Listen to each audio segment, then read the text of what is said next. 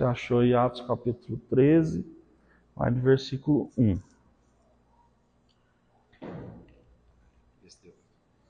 Som. Obrigado. Vamos fazer a leitura então. Atos 13, versículo 1. Diz assim: A igreja de Antioquia, ou Antioquia, havia profetas e mestres: Barnabé, Simeão, chamado Níger, Lúcio de Cirene, Manaém, que foram criados com Herodes, o tetranca, e Saulo. Enquanto eles adoravam ao Senhor e jejuavam, o Espírito Santo disse: Separem-me Barnabé e Saulo para a obra a qual eu tenho os chamado. Assim, depois de se jejuar e orar, impuseram-lhe as mãos e eles foram enviados. Vamos fazer uma oração?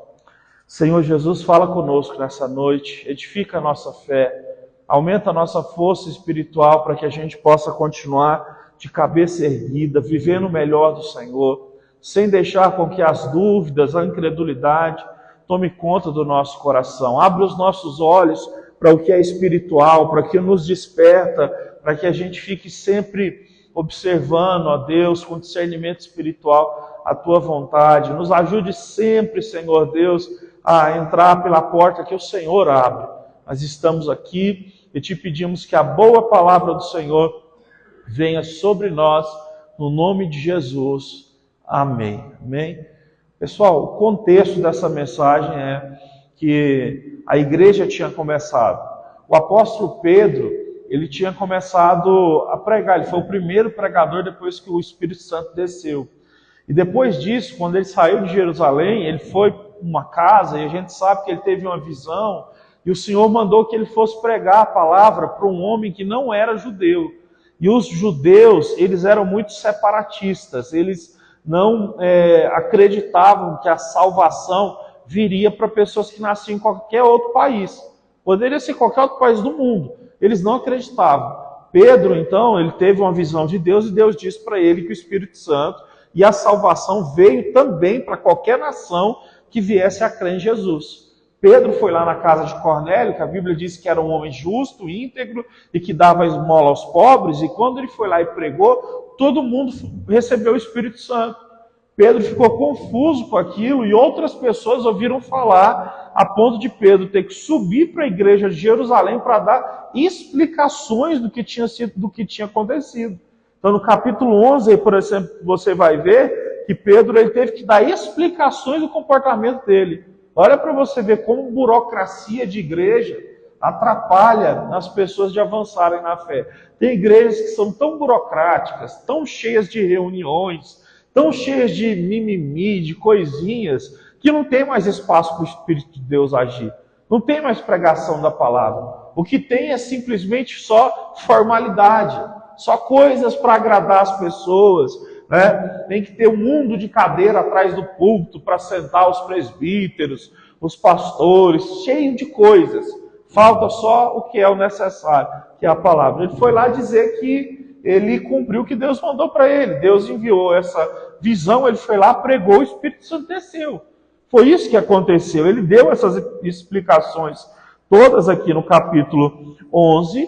No capítulo 12 ele foi preso, não por causa da questão da igreja, ele foi preso por estar pregando Jesus, e ele foi considerado um baderneiro por pregar na rua, era assim que funcionava, eles paravam no meio da rua, começavam a pregar, ele foi preso e ele ia ser morto no outro dia. Inclusive aqui no capítulo 12 relata a morte do primeiro apóstolo, que foi Tiago, que ele morreu ao fio da espada, não é? Herodes mandou cortar a garganta dele e ele foi morto. Então aqui no capítulo 12, a gente tem então poucos anos depois da subida de Jesus para o céu, a morte do primeiro apóstolo, que foi um martírio. Ele morreu dessa forma. Capítulo 12, Pedro foi preso e um anjo vai soltar Pedro de forma sobrenatural. A gente vai ver que Pedro está numa cadeia e de fato Deus vai abrir essa cadeia de noite. Tudo isso vai acontecer. Pois bem, esse é o panorama, o pano de fundo então que está por detrás do capítulo 13. O apóstolo Paulo, a gente sabe que ele se converteu ao cristianismo, né, mais ou menos, né, uns 40 anos depois que Jesus tinha subido ao céu. Ele já deveria ser um homem de mais ou menos 35 anos quando ele se converteu. Mas quando ele realmente foi fazer missões, ele já era um pouco mais experiente que isso, porque ele teve que voltar para a terra natal dele e passar alguns anos escondido. Porque como ele tinha sido um homem que tinha matado cristãos, quando ele chegava nos lugares, o povo corria porque achava que ele ia continuar com aquela velha prática. O pessoal achou que ele estava se fingindo de cristão para usar disso. Mas não. Então ele teve que ficar um tempo isolado, até que então ele se juntou com a igreja. E o texto sagrado vai dizer que lá na igreja de Antioquia, né, lá haviam pessoas, profetas, mestres, fala das pessoas que estão lá. E o texto vai dizer então que eles estavam orando e jejuando e esperando o Espírito Santo falar. A mensagem de hoje para nós é o que a Bíblia fala a respeito do jejum. Do Antigo Testamento até o Novo Testamento, eu vou mostrar para você como que nós devemos lidar com essa prática. A primeira vez que a Bíblia ela vai citar de uma forma mais completa a questão do jejum é em Moisés. Moisés, quando ele vai para o Monte Sinai e Deus vai entregar as tábuas da lei para ele. Ele fica de jejum não porque ele impetrou esse jejum, ele ficou de jejum porque ele estava em oração e foi 40 dias de oração diante de Deus. Com Jesus foi a mesma coisa. Jesus foi levado para o deserto para vencer o diabo naquela provação e foi 40 dias e por isso que ele ficou sem comer. A gente sabe ali pelo texto que Jesus ele não ficou sem água. Provavelmente ficou só 40 dias sem comer. Moisés já ficou 40 dias sem água e sem comer. E hoje em dia tem gente que faz essas loucuras aí, certo? E usam a Bíblia para falar isso. Eu tenho até um livro de um pastor que hoje em dia ele já é um senhor, que ele relata os problemas de saúde que ele tem até hoje, porque quando ele era jovem ele fez um jejum de 40 dias só na base da água. Tem problema renal, tem um monte de problemas. Porque além desse jejum de 40 dias, fazia outros jejuns assim, malucos. E hoje em dia é cheio de problemas no estômago e por aí vai. Pois bem, então, esses casos aqui que a gente está ponderando são para que a gente saiba os casos bíblicos. Moisés, então, ele jejuou para que as tábuas dos mandamentos viessem até ele. A Bíblia fala sobre um rei chamado Josafá, que quando um exército veio atacar o povo de Israel, ele dobrou o joelho, pediu para todo mundo dobrar o joelho e entrar em jejum. Até os animais ficaram de jejum. E ele pediu para Deus trazer um livramento. E aí Deus levantou um profeta, e esse profeta foi lá e disse, olha, assim diz o Senhor, façam isso, isso e aquilo, Deus não vai deixar vocês perecer. E não deu outra, a palavra de Deus se cumpriu. Então, eles jejuaram. Tem o caso, inclusive, de um povo que não era o povo de Deus, que era o povo de Nínive. Quando Jonas chegou lá e pregou, olha, Deus vai destruir vocês pela maldade de vocês, o rei falou assim, olha, eu vou entrar de jejum, todo mundo vai entrar de jejum, até os animais vão entrar de jejum, a gente vai colocar pano de saco e cinzas na nossa cabeça, que era um sinal de humilhação. Então, esse sinal de humilhação está muito ligado com a questão do jejum. E o texto diz, então, que essa nação não foi destruída porque eles se arrependeram dos pecados. Jejum também está intrinsecamente ligado com obediência e com humilhação diante de Deus. Se você for olhar para Esther, eu preguei há pouco tempo atrás aqui sobre Esther, a Bíblia diz que o povo lá, o rei e o cara que aconselhava o rei, ele queria matar os judeus. Esther era mulher do rei, mas ela nunca tinha falado que ela era judia, certo? O rei tinha instituído lá a rainha e escolhido Esther como ela era uma mulher muito bonita. E aí o texto diz então que ela tinha que entrar na presença do rei. Mas nem a mulher do rei poderia entrar na presença dele se o rei não chamasse.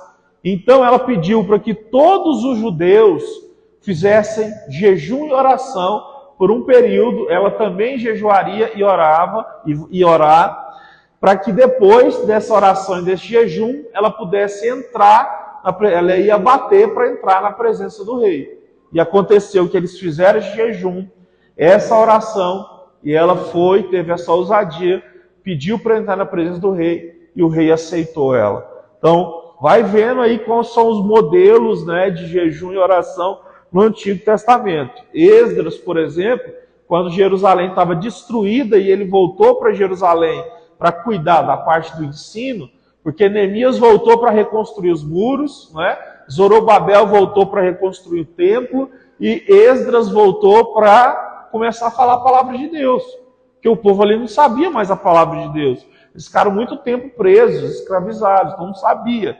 Então Esdras, ele nomeou um jejum público para todo Israel, para que todo Israel começasse a se voltar de novo em arrependimento pelo tempo que eles tinham perdido de não orar a Deus, não buscar a Deus, não ficar perto de Deus. Neemias, a mesma coisa, ele chamou um jejum para que Deus desse força para eles reconstruírem os muros. Elias jejuou 40 dias no deserto, a gente sabe disso, depois que ele entrou numa espécie de esgotamento, depressão, né? Ficou 40 dias ali, foi até uma caverna, depois voltou. Deus abençoou ele.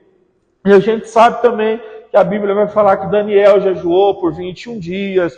Joel, a Bíblia diz que ele rasgou as roupas, botou cinzas na cabeça e jejuou para que Deus pudesse libertar Israel dos inimigos, né? A gente sabe também, então, por exemplo, no Novo Testamento, que os fariseus jejuavam, mas Jesus criticou, porque disse, vocês jejuam só para mostrar para as pessoas que vocês estão fazendo alguma coisa espiritual, mas o jejum de vocês não vale nada. E os discípulos de João Batista jejuavam, inclusive eles perguntaram até para Jesus, por que que nós jejuamos e os seus discípulos não jejuam? E, por fim, a gente encontra o texto que nós lemos, que diz, então, que a igreja primitiva jejuava. Meus irmãos, a questão do jejum, olha, a Bíblia vai nos dizer o seguinte, Isaías 58, que Deus, ele prefere que alguém abandone algum tipo de pecado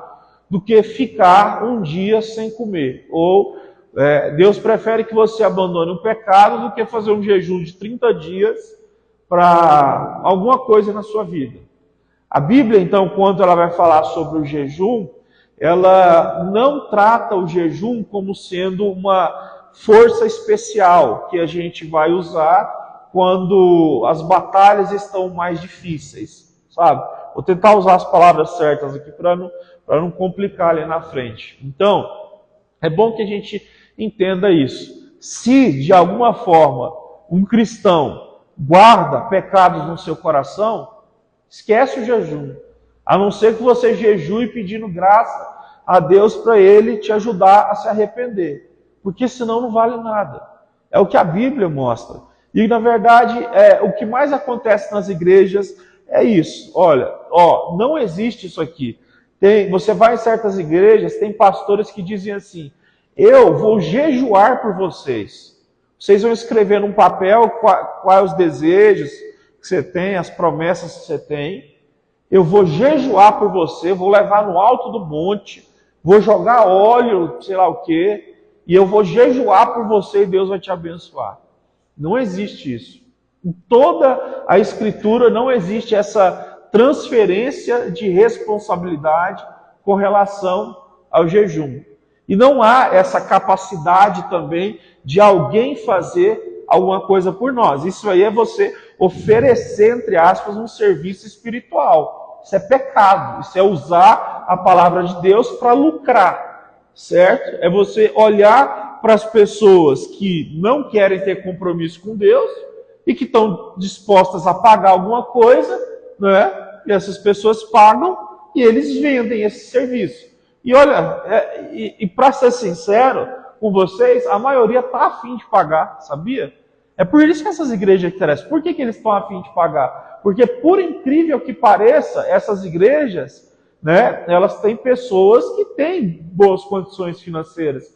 Então, para essas pessoas, vale mais a pena, por exemplo, pagar R$2.000 por mês para ter alguém que faz esses, né, coisas espirituais por elas, do que elas realmente se envolverem com a Bíblia, com Jesus, com oração, com arrependimento, e por aí vai.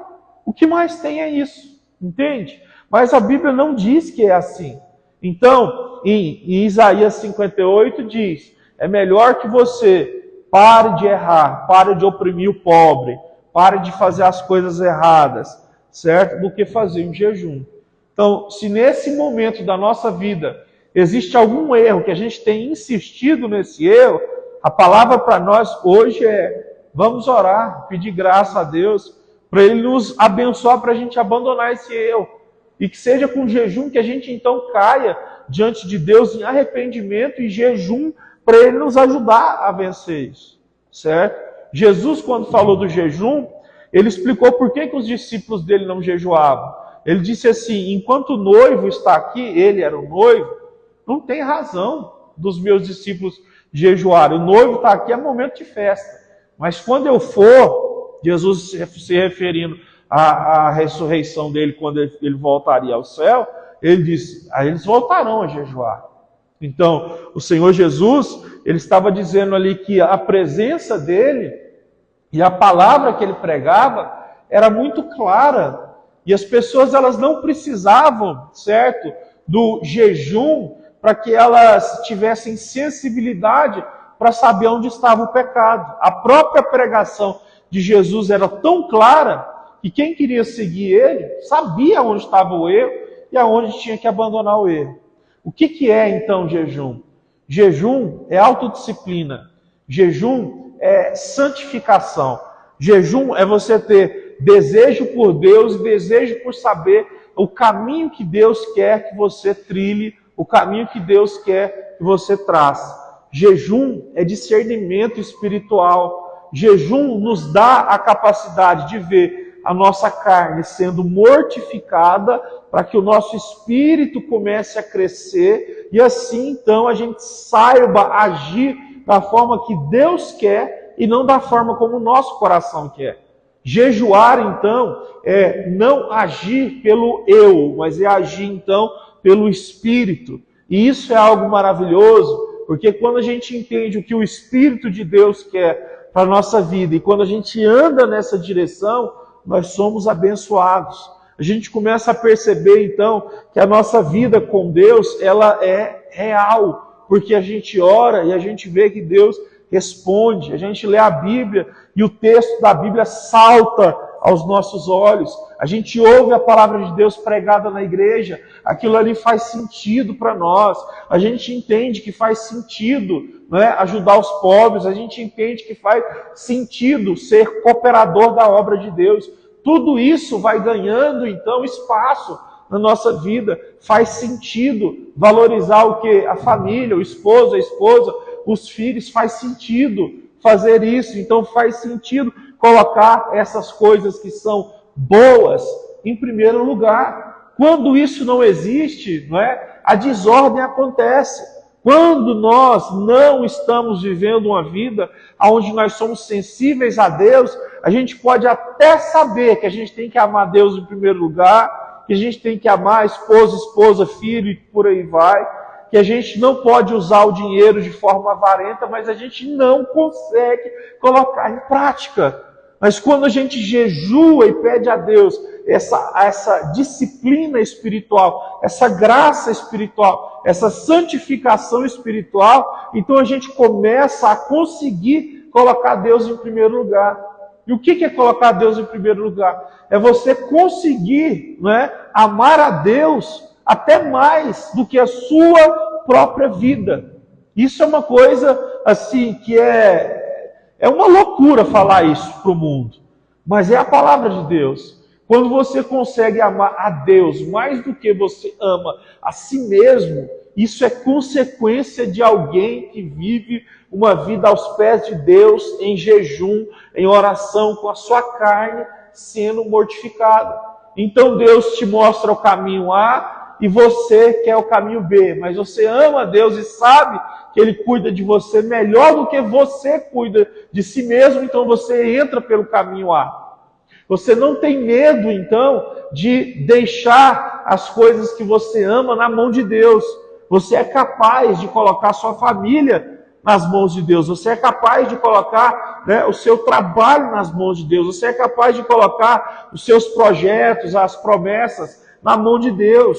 Você é capaz de esperar o tempo certo das coisas acontecerem e não ficar forçando a barra. Você espera, consegue esperar, espera Deus fazer. Você consegue, então, deixar Deus ser Deus, né? E entender que nós só somos o quê? Os seus mordomos. Nós não somos, né, os donos das bênçãos. Nós somos os mordomos das coisas que Deus nos dá. Então, quando a gente jejua para que Deus possa nos abençoar e tem um quebrantamento na nossa carne, que tem um quebrantamento, certo, no nosso espírito, a gente começa a viver coisas sobrenaturais. Isso precisa voltar a acontecer nos nossos dias. Jesus um dia disse assim, os discípulos tentaram expulsar um demônio, e o pai, quem estava endemoniado era um garoto, e o pai disse assim, ó, eu levei para os seus discípulos, eles não conseguiram expulsar. Aí Jesus disse assim, ô geração sem fé, até quando eu vou viver no meio de vocês? E aí Jesus foi lá e expulsou o demônio. E os discípulos foram lá e perguntou, o que está acontecendo? E aí Jesus disse assim, tem castas de demônio que só saem com jejum e oração. Ele estava dizendo, tem certas batalhas espirituais que você só vai vencer se você orar e jejuar. Se você tiver uma vida de disciplina espiritual. O que é disciplina espiritual? Disciplina espiritual é jejum, oração, leitura da palavra, congregação, esmola aos necessitados, ajuda a obra de Deus. Se você não tem as disciplinas espirituais na sua vida, dificilmente você vai ganhar essas batalhas grandes. Deixa eu contar um exemplo para vocês. Vocês sabem, eu sou muito seletivo com essas coisas de manifestação de Deus e tal, porque eu já vi muita mentira, né? Mas eu lembro muito bem um dia que eu estava num lugar, e aí uma senhora lá, uma senhora de idade mesmo, ela foi e estavam orando, né, fazendo orações de libertação lá nessa igreja, e essa senhora ela caiu lá no chão e começou a falar, eu vou matar vocês, aquele negócio, tipo lá que tem lá na Universal, né? Eu vou matar vocês, isso, aquilo, tá. Aí lá, todo mundo fica rodeando para ver, né? E todo mundo vai lá e chama o pastor, né? Chama o pastor, vai lá, sei lá o quê, pá. Chamaram um cara lá que ele era quase pastor, ele já ia virar pastor. E aí ele chegou lá, né? A mulher estava lá no chão, tinha umas pessoas tentando conter ela, porque ela estava violenta. E aí quando ele chegou lá e abaixou para orar por ela, eu lembro até hoje, que eu estava lá na roda, né? Que ia ver como é que funcionava. E aí essa mulher virou para ele e falou assim, você veio para cá, que no caso era a igreja, mas você deixou os seus 2 filhos lá na sua sogra. Eu estou indo agora lá pegar eles. Esse cara saiu de lá na hora chorando. Aí eu fui atrás para ver aqui, né, como é que era isso. E esse cara chorava. E outras pessoas tiveram que orar por ele. Vamos fazer uma cobertura espiritual para você, sei lá o que. Por quê? Porque ele tinha deixado os filhos na sogra. E ele estava morrendo de medo desse demônio, então fazer qualquer coisa que fosse ir lá nessa sogra dele e pegar esses meninos, entendeu? Então assim, uma coisa bem louca aí, mas aconteceu isso. Então o que acontece, né? Existem tipos de batalhas espirituais que, se as pessoas elas não têm a convicção que elas andam com Jesus, elas vão ficar com medo de certos tipos de coisa, certo? Eu já presenciei na rua, por exemplo, pessoas que falam coisas assim que você vê que é adivinhação, que é coisa do diabo mesmo, né? Toda segunda-feira, eu acho que eu já contei para a maioria de vocês, toda segunda-feira, logo aqui atrás da igreja tem um córrego e tem um monte de macumbeiro que vem aí, ó, e a batucada, pá, pá, pá, pá, pá, pá, pá, pá, pá. E eles lá, fogo na mão, invocando os capeta tudo e sei lá o quê. Aí um ar-condicionado aqui da igreja queimou, aí eu chamei o cara para vir aqui, ele arrumou, aí no outro dia eu falei, ó, o trem não tá gelando. Ele falou, pois é, aquelas batucadas lá ontem. O cara falou, deixa aí pra mim, aquelas batucadas lá ontem que deve ter feito esse trem dar certo. Eu falei, que batucada, vem cá arrumar o trem que você que não arrumou direito, né? Então, assim, existem muitas pessoas que elas usam, né, desse tipo de artimanha, e tem outras pessoas também que não dão valor nenhum. Eu sei que isso aí tem um valor espiritual, mas eu sei que isso aí tem valor espiritual nenhum para destruir uma igreja que Jesus é o Senhor. Se você tiver então debaixo do sangue de Jesus, se a sua vida for uma vida reta, você está em paz. Na verdade, eles, se quiserem vir contra você, é eles que vão cair, porque Jesus é que é o Senhor, né? Então, dito isso, tem batalhas espirituais que a gente vai enfrentar, que a gente vai precisar então entrar em jejum, em oração, pedir a Deus graça, pedir proteção ao Senhor. E veja bem, no texto que a gente leu, o apóstolo Paulo, juntamente com Barnabé e a igreja inteira, estavam orando e jejuando para o quê? Para saber o que o Espírito Santo queria que eles fizessem. Porque eles não queriam sair igual doido, como missionário, pregando em qualquer lugar. Eles queriam saber qual a direção que Deus dava para eles. E o texto diz aqui no capítulo 13, então, né, que enquanto eles adoravam, verso 2, ao Senhor e jejuavam, o Espírito Santo disse, separe para mim Barnabé e Saulo para a obra que eu tenho chamado eles. Debaixo do jejum e da oração, teve então o quê? Direção, direcionamento. O Deus que nós servimos, Ele nos direciona quando nós vivemos uma vida também, certo? De jejum e oração. Jejum e oração faz com que nós fiquemos, então, mais sensíveis a Deus. Faz com que a nossa vida fique mais santa diante de Deus. Faz com que a nossa vida fique, então, mais disciplinada diante de Deus. É uma coisa, então, que a gente não pode esquecer. É uma coisa que a gente não pode deixar de praticar. Não é uma coisa que existe alguma regra. Se você perguntar, existe regra bíblica? Não existe regra bíblica. Jesus, por exemplo, sabia que ele só jejuou naquele dia lá, que ele ficou 40 dias lá lutando contra o diabo? Ele só jejuou aquela vez. Tanto é que o povo falava que ele era beberrão e glutão, porque em todas as casas que ele ia, ele comia e bebia. E ele nunca fez jejum. Só aquele. Se você for olhar outros personagens bíblicos também, mesma coisa. Só fizeram jejum uma vez e tal. Então o que eu quero dizer é que jejum não é uma coisa para a gente ter como estabelecer uma vez por semana, uma vez por mês, uma vez por ano. Não existe, sabe? Nenhum tipo de padrão para isso. Não tem um padrão. Então é alguma coisa que deve ser feito realmente em momentos como esses que eu estou citando, não é? O que Esther fez? É um momento que o povo judeu ia morrer, eles começaram a orar e jejuar e pedir graça a Deus, não é? Neemias lá, eles tinham que reconstruir o muro de uma cidade que estava morta, jejuaram e oraram. Você vai ver então nesses homens todos, como Daniel, Deus precisava dar para Daniel a resposta, senão ele ia ser morto pelo rei, jejuou e orou. Então, assim, o jejum sempre tem que estar ligado à oração. Você nunca vai ver a palavra jejum desligada da oração. Você nunca vai ver a palavra jejum desligada da humilhação, de você se humilhar diante de Deus, sabe? A maioria das pessoas, quando elas iam jejuar, elas colocavam cinza na cabeça, que era um sinal de que elas estavam abrindo mão de toda a forma que elas tinham de resolver o problema por si mesmo. elas andavam com pano de saco, que era uma roupa para dizer, olha, nós não temos nada em nós para resolver esse problema, e entrava em oração.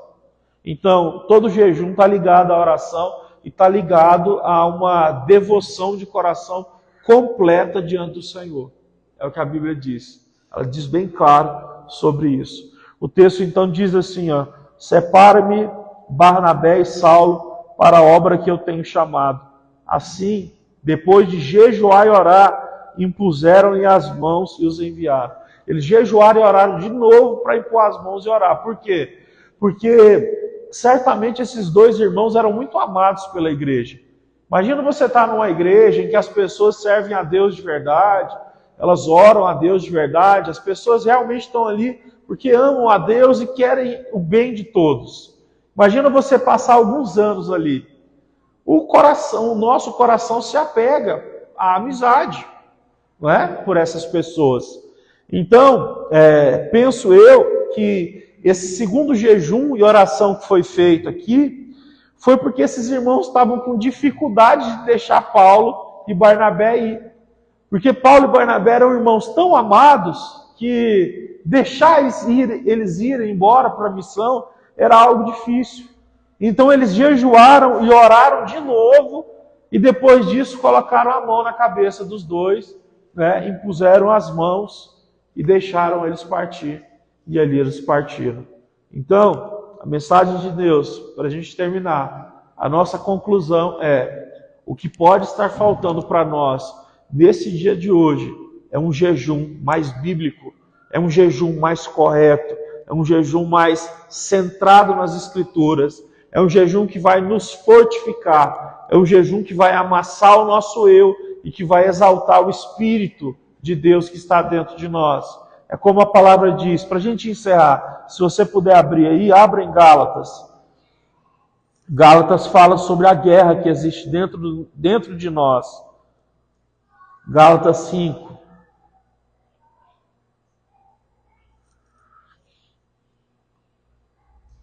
Faço questão de ler Gálatas 5, a partir do verso 1. Por favor, preste atenção nessa leitura. Paulo escreveu: permaneçam firmes na liberdade a qual Cristo nos libertou, e não se submetam novamente a um jogo de escravidão. Ouçam bem o que eu, Paulo, digo. Caso se deixem circuncidar, Cristo de nada servirá a vocês. O que ele está dizendo? Que naquela época o judeu circuncidava. Todo homem pegava o prepúcio e tinha que cortar o prepúcio da criança que nascesse. Paulo está dizendo, se vocês ainda estão ligados a esses negócios aí do judaísmo, vocês não entenderam nada da fé em Jesus. Verso 3.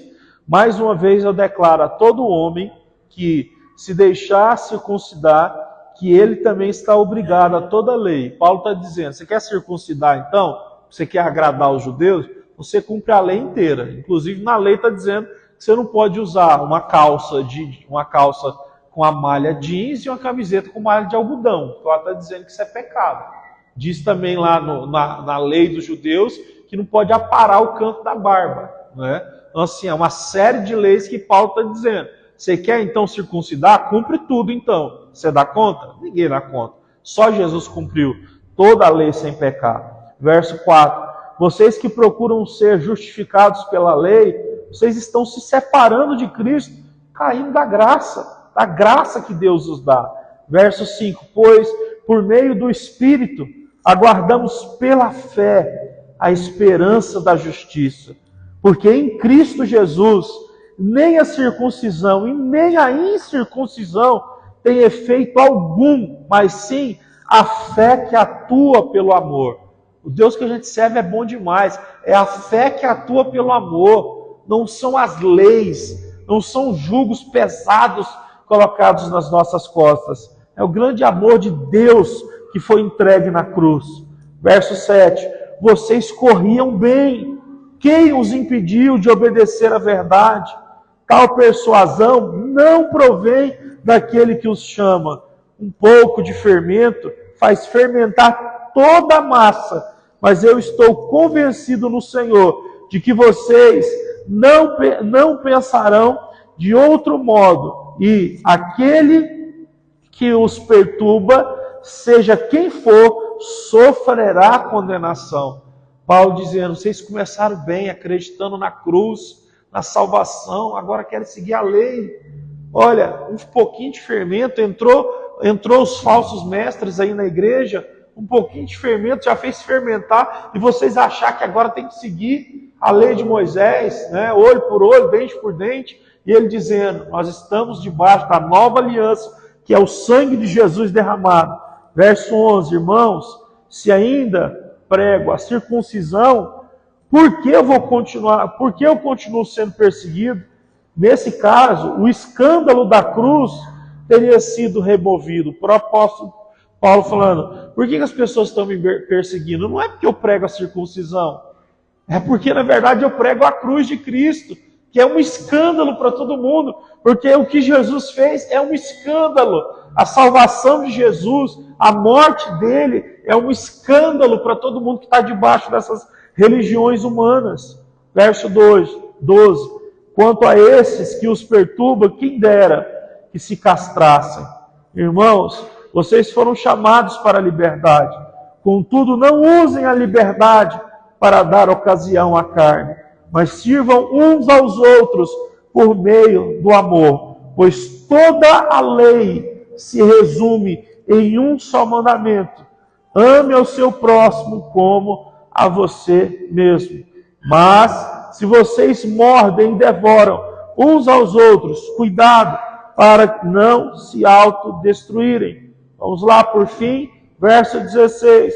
Por isso digo, vivam pelo Espírito, e de modo nenhum satisfaçam os desejos da carne, pois a carne deseja o que é contra o Espírito, e o Espírito o que é contra a carne. Eles estão em conflitos um contra o outro, de modo que vocês não fazem o que desejam. Todavia, se vocês são conduzidos pelo Espírito de Deus, não estão mais debaixo da lei, porque as obras da carne, o fruto de querer viver pela lei é essa, né? As manifestações, imoralidade sexual. A pessoa tenta seguir a Deus pela sua força, ela cai na imoralidade, ela cai na impureza, ela cai na devassidão, ela cai na idolatria, ela cai na feitiçaria, ela cai nas inimizades, ela cai nas desavenças, cai nos ciúmes, nas iras, nos egoísmos, nas dissensões, nas facções, nas invejas, nas embriaguez, nas orgias e todas as outras coisas semelhantes. E eu os advirto, como antes já vos adverti, aqueles que praticam essas coisas não herdarão o reino do céu. Entretanto, o fruto do Espírito Santo de Deus para nós, então, é o amor, a alegria, a paz, a paciência, a amabilidade, a bondade, a fidelidade, a mansidão e o domínio próprio. Contra essas coisas não existe lei. Graças a Deus, porque Ele nos deu isso e por a gente poder viver isso. Você pode se colocar de pé para a gente fazer uma oração?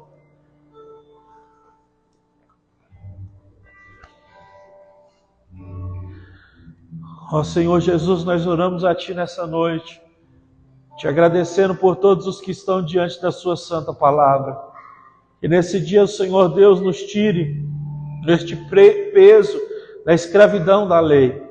Aquela mesma escravidão da lei que o apóstolo Pedro tinha, mas depois ele percebeu a verdade, inclusive teve que dar explicações lá na igreja de Jerusalém, como diz aqui no capítulo 11 e 12 de Atos. Senhor, nos ensina a jejuar como convém, porque a Tua palavra é maravilhosa e ela nos mostra a direção. O apóstolo Paulo e também Barnabé, eles foram guiados para o caminho certo porque estavam em oração e em jejum. Esther, ela entrou na presença do rei depois de todos os judeus orarem e jejuarem. Neemias conseguiu reconstruir aqueles muros depois deles orarem e jejuarem. Assim foi com Elias, que queria morrer, deitou debaixo da árvore e disse: Senhor, eu já não sou maior do que os meus antepassados, me leva. O Senhor simplesmente cuidou dele naquele momento ali. Ele ficou 40 dias de jejum e ele foi renovado, ele não morreu. O Senhor não tomou ele para si. Senhor, o Senhor esteve com Moisés por 40 dias. O Senhor escreveu os mandamentos nas tábuas e Moisés desceu com elas. Senhor Jesus, nos ajude para que os nossos jejuns sejam jejuns aonde nós doamos o nosso coração ao Senhor, aonde o nosso coração se torna sensível ao Senhor, que o nosso jejum seja desejo por Deus, desejo por ter Deus mais perto, desejo por Deus, fome por Deus, é o que nós te pedimos. Nos dê essa graça, Senhor, nos dê essa bênção, nos ensina o momento certo de fazer isso, de orar e de jejuar para a glória do Senhor. Aceita o nosso louvor, edifica a nossa fé, e que cada um leve essa palavra para a sua casa, e que seja abençoado em nome de Jesus. Amém. Vamos louvar Jesus com o hino.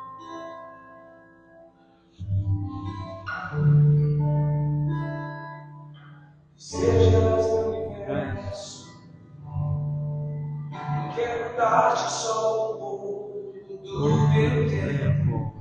Eu quero dar-te um dia apenas da semana. Que sejas meu universo,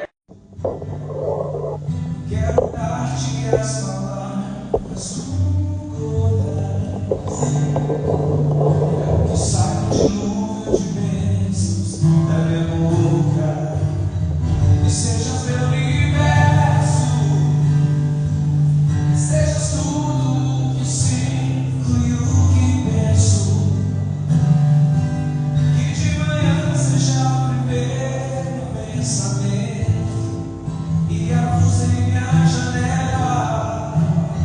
Que sejas meu universo, que enchas cada um dos meus pensamentos.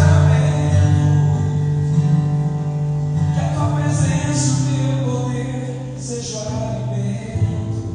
Jesus, deixa o teu desejo, que sejas meu universo. Graças a Deus, amém. Só 5 minutinhos, nós já vamos encerrar, já vai encerrar para nós. Se você puder, contribua esse dia de hoje com a sua fé, nos ajude a continuar. Amém, pessoal. Os relógios estão ali, aqui com as contribuições. Se você pode contribuir, se você deseja, é muito importante para o mantimento e o crescimento da igreja. Amém? Para podermos encerrar, eu só gostaria de passar uma informação. Dia 8/6, sábado, nós vamos ter festividade na igreja. Vai ser uma festividade muito legal. Quem participou ano passado sabe quanto foi boa, quanto foi gostosa de estarmos aqui reunidos e participando. Então, se você pode, convide alguém para poder estar participando conosco, chame as pessoas, porque o intuito dessa festividade é para a gente poder melhorar algumas coisas. O ar-condicionado agora está frio, mas quando começa o calor, nós só temos 3 ar-condicionados funcionando, e é muito pouco. A gente precisa melhorar também aqui o telão, porque direto trava, então a gente precisa do notebook novo, pelo menos. O sonho é um telão bonito, né, aquele de LED. Mas já que a gente, um pezinho no chão, o notebook já está ótimo. Então, esse é o intuito da nossa festividade, melhorar algumas coisas. Então, faça o convite, traga pessoas, isso é muito importante para a gente, amém? Vamos ficar de pé, vamos orar encerrando. Senhor, nós queremos te agradecer.